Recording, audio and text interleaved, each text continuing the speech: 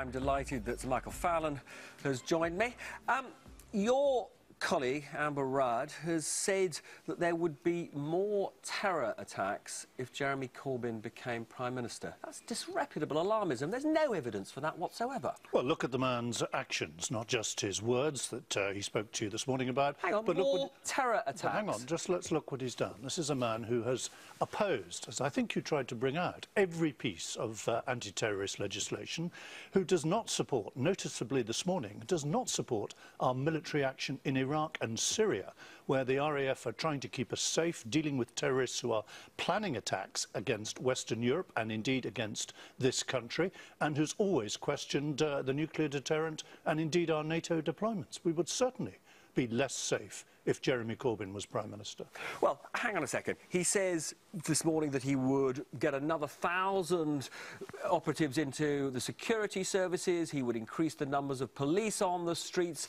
His actions as Prime Minister would go in completely the opposite direction. No, we're already increasing the number of armed officers in our streets, but presumably he would now start taking out some of the terror legislation that he doesn't like. If you're going to keep people safe... But he has not said that. Well, if you're going to keep people safe, you have to keep them safe at home and abroad. And I thought was appalling this morning that he's not prepared to support the training that British troops are giving to the Iraqi forces in getting rid of ISIS-Daesh in the Middle East, or the strikes that the RAF are carrying out to deal with terrorists who are planning atrocities in Western Europe and this country. Jeremy Corbyn is soft on terrorism. You are basing a campaign on making allegations that are simply not supported by the facts. The Prime Minister on Friday said Jeremy Corbyn has said that terrorist attacks on Britain are our own fault. He said no such thing. He did. I've got his words here. He said foreign policy has been increasing the threat to this country. He said that in his speech on Friday, and this is nonsense. That is not the same thing as saying the terrorist attacks are our fault. I mean, let's be clear, Boris Johnson, the Foreign Secretary, made exactly the same point a few years ago. No, he didn't. He did. He made exactly the same point. I've got his words. I have his words here. Let me read them to you. He said the Iraq War did not create the problem of murderous Islamic fundamentalists. He said those who argued that the attack on Iraq and the way that we got rid of Saddam without rebuilding Iraq, those people who said that that would increase the risk of terrorism, they had a point. Those were his exact words. No, he said that... No, do you want me to show you the article? He said Michael, don't argue with me about it. I've got it. Well, I've got his article. It's here. No, well, right. We're going to disagree on this. But there is one important point here, Robert. Come on, you've had a go. There is one important point here.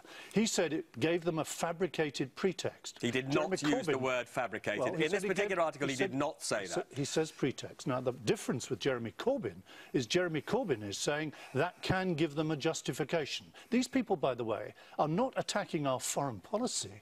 They're attacking our home policy, our way of life. They want to blow innocent civilians You're making up. a point about his judgment. Do you accept that you personally, do you now accept that it was wrong of you to go and see Assad after his election victory in 2007? Oh, 10 years ago, we all hoped that Assad would be a better leader than his father. The government then had You made a misjudgment, didn't you? No, we all went to see Assad, MPs from all parties and government ministers. We all hoped... But you were there. Why won't you admit that it was a mistake? No, no, it wasn't a mistake to talk to Assad. We all wanted him to be a better leader of Syria than his father 10 years ago. That has not turned out to be the case. Well, if Diane Abbott changes her mind, why can't you? I can certainly tell you now that he's not a good leader of Syria. Of course not. He's been murdering his own people. But at the time, 10 years ago, we all hoped he would be a better leader. Now, on this negative campaigning, there was a different issue I think I'd like to pick up with you about, which is that in the EU referendum, the Remain side, your side, lost on the basis of a negative campaign. In the London mayoral elections, the negative campaign of Zach Goldsmith backfired appallingly for you.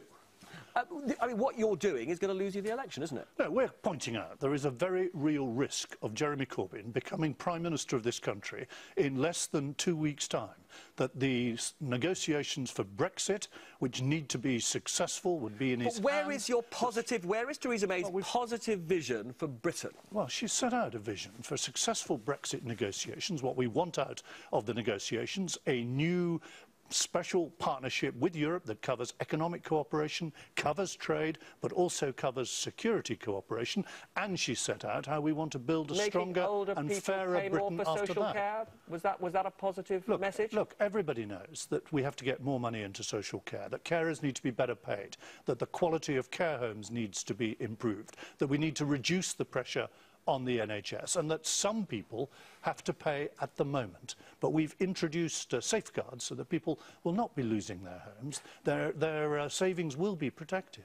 I mean, your side is in disarray over Why this. do you think that? Well, because the papers are filled with stories about Linton Crosby, Fiona Hill attacking Nick Timothy for coming up with this policy. Robert, you know, this is Westminster tittle-tattle about various Westminster figures. The campaign, of course... Well, you're right, because the big issue here is that this was Theresa May's policy. She made a misjudgment. No, this is Theresa May leading our party.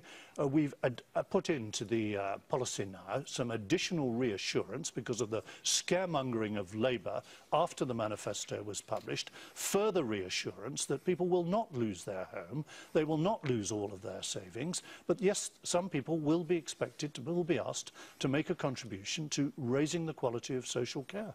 Now, I talked to Jeremy Corbyn about the credibility of his economic policy. Yeah. The IFS says that cutting immigration to the tens of thousands would hit tax revenues by around £6 billion a year.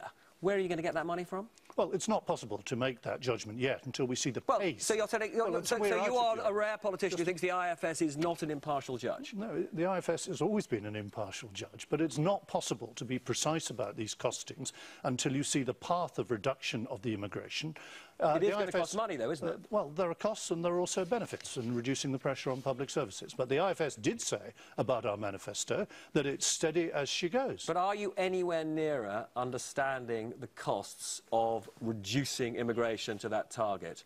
Well, we'll be able to be more precise about the cost when we see the timetable following the Brexit negotiations for getting immigration down. But there are benefits as well. I'm going to have to cut you off. Thanks to